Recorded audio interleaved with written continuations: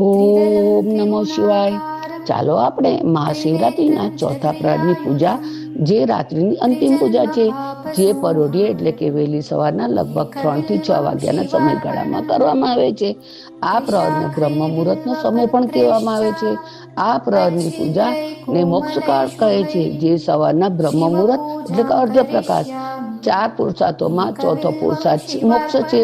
એવું માનવામાં આવે છે કે આ પ્રહરની પૂજા કરવાથી ભક્ત જન્મ મરણના બંધનમાંથી મુક્તિ મળે છે, શિવલોકની પ્રાપ્તિ થાય છે.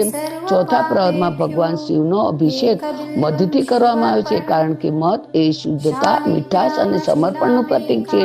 મધનો અભિષેક કરવાથી વાણીમાં મધુરતા આવે છે, મનુષ્યના પાપોનું શમન થાય છે.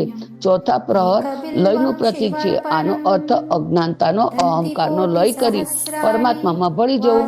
ચોથા પ્રહરની પૂજા બ્રહ્મ મુહૂર્તમાં થતી હોવાથી વાતાવરણ અત્યંત પવિત્ર અને શાંત હોય છે.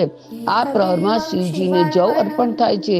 જવને પૃથ્વી પરનું સૌથી પ્રથમ અન્ન, સર્વશ્રેષ્ઠ અન્ન અને દેવોનું અન્ન પણ કહેવામાં આવે છે. જવ અર્પણ કરવાથી પૂજા પૂર્ણ થતી ગણાય છે. ચોથા પ્રહરમાં જવ અર્પણ કરવાથી મનુષ્યને મોક્ષ મળે છે અને તમામ દુઃખોનો અંત આવે છે.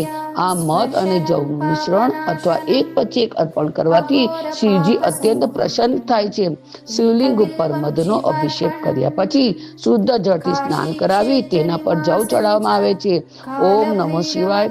ઓમ હિમ સદ્યો જાતાય નમઃ. મૃત્યુંજયનો જપ કરવો એ શ્રેષ્ઠ ગણાય છે.